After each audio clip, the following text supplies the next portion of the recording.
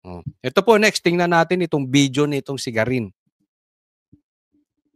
Tingnan po natin itong picture ni, itong statement ni Garin. Sabi niya, he was poking his phone on my face. Parang sinasabi, ay, ginaganyan daw yung cellphone. Oo, ginaganyan. He was poking his phone on my face. Sabi ko, huwag kang ganyan. I don't think it's nice na ipopoke mo yung telepono mo sa mukha ko. Tama naman, hindi naman maganda na igaganyan mo ang telepono mo tapos kinukuhanan mo. 'Di ba? Parang road rage ka na lang diyan, 'di ba? Binara siya ni Kiko Barsaga. Sabi niya, "Sorry kong Garin, dapat pala pera 'yon para happy ka."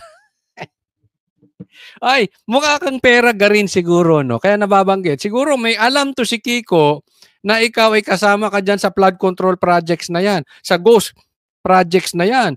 Baka marami ka ring diniliberan ka rin ng pera, hindi ka pa nasisiwala. At bakit nasasabi ni Kiko Barsaga yan? Oy, dapat pala pera.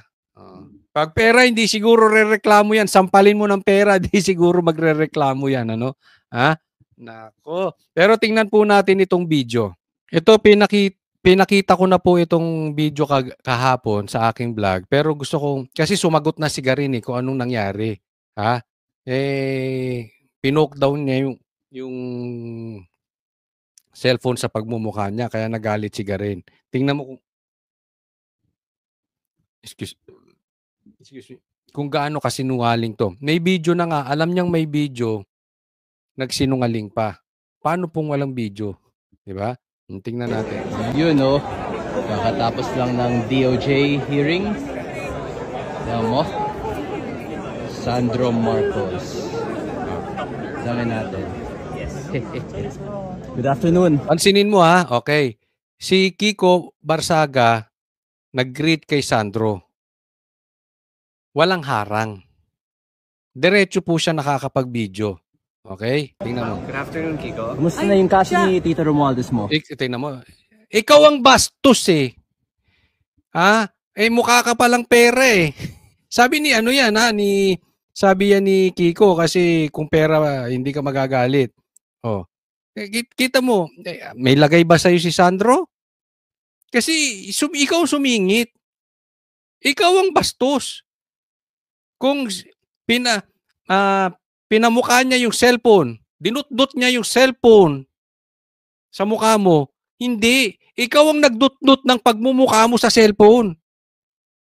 Wala ka naman dyan Ikaw ang pumunta dyan Anong gusto mo pag pumunta ka dyan, alisin ko yung cellphone?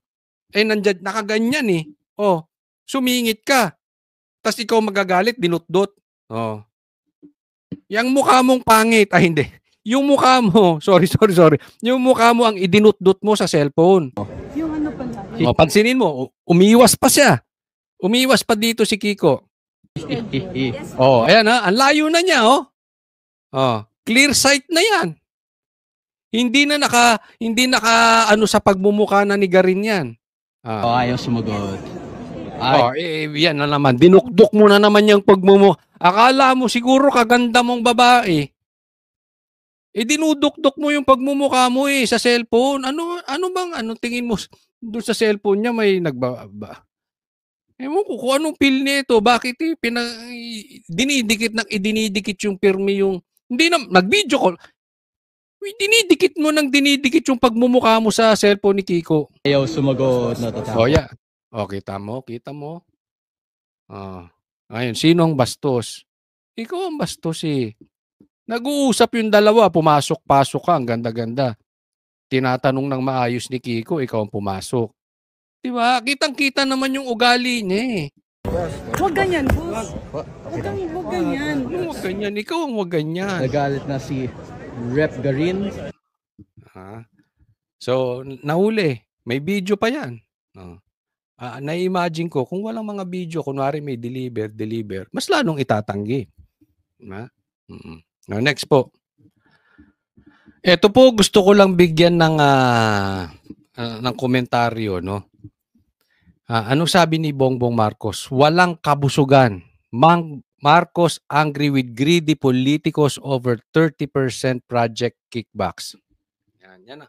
Ito yung sinasabi ko kaya hindi ako naniniwala kay Chanco na nagalit ito. Naniniwala ba kayo na nagalit si Marcos dahil kumikback sila? Naniniwala ba kayong walang kickback to si Bongbong? At kung sakaling wala man siyang kickback, hindi niya alam? Saan ka nagpupunta, Bongbong? Asan ka nga ba? Kailan ka lulutang? Kaliwat kanan na yung hearing, hindi ka pa rin lumulutang. Puro ka statement na ganyan. Walang maniniwala sa iyo eh. Uulitin ko. Etong hearing na to, lahat po ng fingerprints galing sa iyo. Alam mo kung bakit? Lahat na po isinuwalat. Ikaw na presidente, ikaw na lang ang hindi nababanggit. Kaya napaka-imposible. Imposibleng inosente. Hindi sa pinagbibintangan ko si Bongbong Marcos, pero napaka-imposibleng inosente to. At kahit inosente, imposibleng wala siyang alam. So in short, kahit saan tingnan mo yung statement na yan, budol yan. Sinungaling to si Bongbong Marcos. May kinita man siya, nakinabang man siya, or hindi. Which, in my opinion, nakinabang to. Hindi ka ganyang kalinis, Bongbong. Kitang-kita eh. Yung power mo gumagalaw. Kitang-kita nilalaglag niya na si Tambi. Kitang-kita nilalaglag niya si Saldi. Kitang-kita nililigtas niya yung sarili niya. Huwag tayong maniniwala dito. Ewan ko sa inyo. Kung gugustuhin nyo, hindi ko kayo pipilitin. But that is impossible. Siya ang pumirma, hindi niya alam. Kaliwat kanan yung insertions, hindi mo alam. Ganyan kakatanga. Pinipirma ka lang ng pirma. Diba? Baka ano.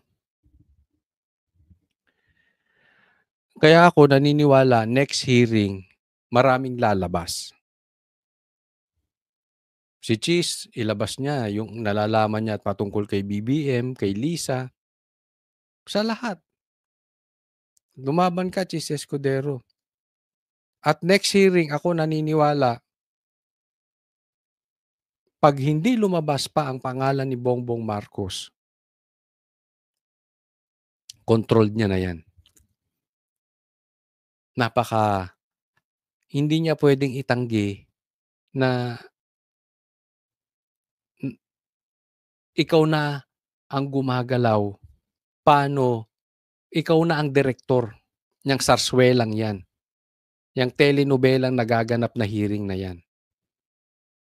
Isipin mo, lahat may kasalanan. Pero si Bongbong Marcos, malinis. Tapos nagkaloko-loko yung Pilipinas, pero ikaw malinis. Lumayas ka na. Kaya nga, marami nagsasabi ngayon, maghiwalay na lang daw ang Luzon, Visayas, Mindanao. Ako kung talagang matutupad yun, hindi ako gagawa ng hakbang para mangyari yun, pero kung matutupad yun, pabor ako doon. Para kasi magkaroon ng competition. Halimbawa, maganda sa Mindanao, mapapahiya yung taga Luzon. Mapapahiya yung presidente ng Visayas. So anong gagawin nila? Kailangan gumalaw din sila. Kasi ngayon, ang nagkakalat, nasa Luzon, pero kasalanan ng nasa Mindanao. Kung ganyan at din ganyan, pabor akong magkahiwa-hiwalay na. At ako'y naniniwala, ikaganda yun. Kasi hindi papayag ang bawat isa na maiwan sila. At masisiwalat kung sino yung talagang korap. Kasi isipin mo, halimbawa umaasenso na yung Mindanao, yung Visayas umaasenso, yung Luzon, puro pa rin nasa flood control projects pa rin ng usapin. Ibig sabihin, may diferensya talaga yung presidente ng Luzon. Diba? Kung mangyayari yan, ano pang excuse mo? kasalanan na naman ni Duterte. Hindi nila pwedeng ituro sa iba. Gawa mo ng paraan. Ako, sa tingin ko lang, mabuti yun. Ewan ko, tanong ko sa inyo. Next po tayo. Ito, dito ako naiipokritohan. Sobrang ipokrito nitong si Lacson. No, kitang-kita naman natin na meron silang pinoprotektahan. Sabi niya, may interparliamentary courtesy. He's still a congressman. Voluntary, he can appear and testify or manifest. Pero to send an invitation or even subpoena, hindi proper. Yung patungkol dito kay Saldico. Na meron silang interparliamentary courtesy na hindi mo imbitahan naman yung nasa kabila, nasa lower house. Yung padalahan mo lang ng imbitasyon o subpoena, hindi na maganda. Ito yung sinabi ni Congressman Ungab. Saldico did not give the traditional parliamentary courtesy to the OVP when he was a chairman of the Committee on Appropriations. Diba? Pinatawag yan, pinaimbestigahan si Sara. Doon pa lang alam mo marami nang nalabag. Kung ikaw maayos na politiko, kitang-kita nyo na talagang pinupolitika si Sara. Ginawa ba ni PRRD yun kay Lenny? Di ba ano sinabi ni PRRD? Tigilan nyo yung impeachment. Gustong ipa-impeach si Lenny, tigilan nyo yan. There's no reason to grant him this privilege when he himself did not respect the tradition. But anyway, malakas talaga eh.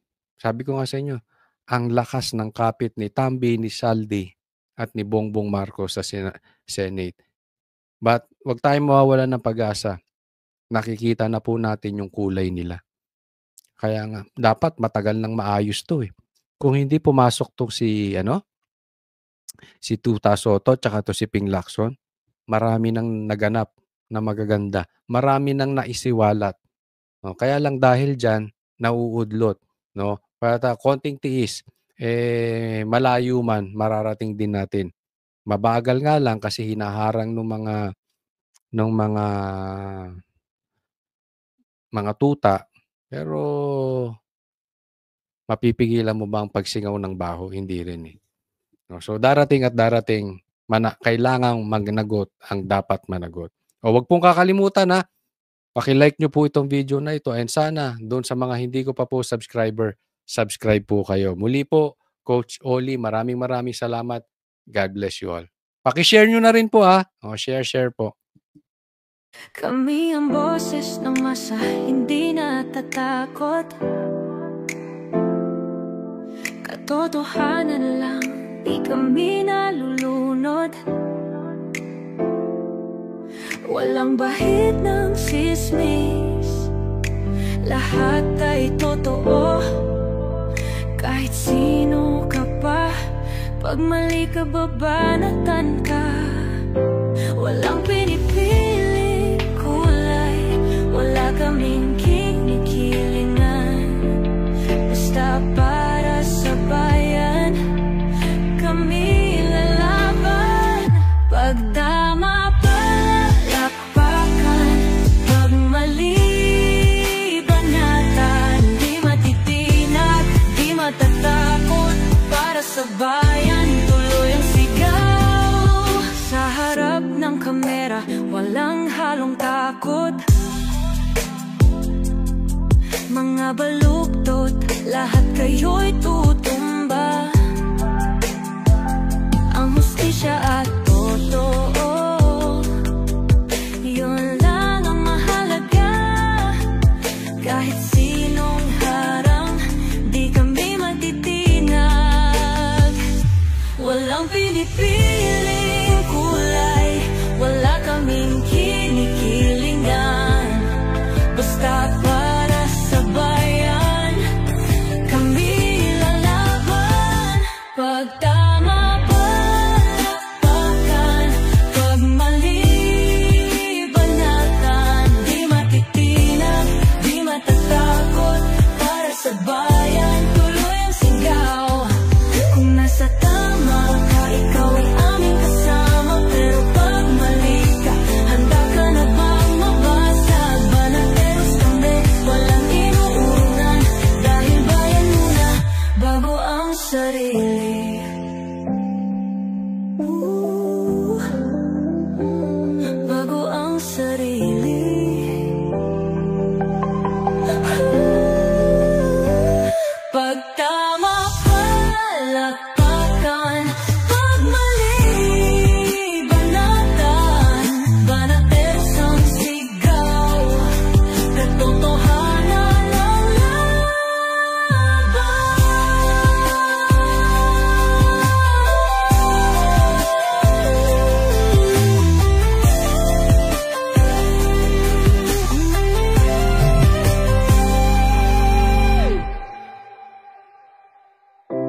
Sa harap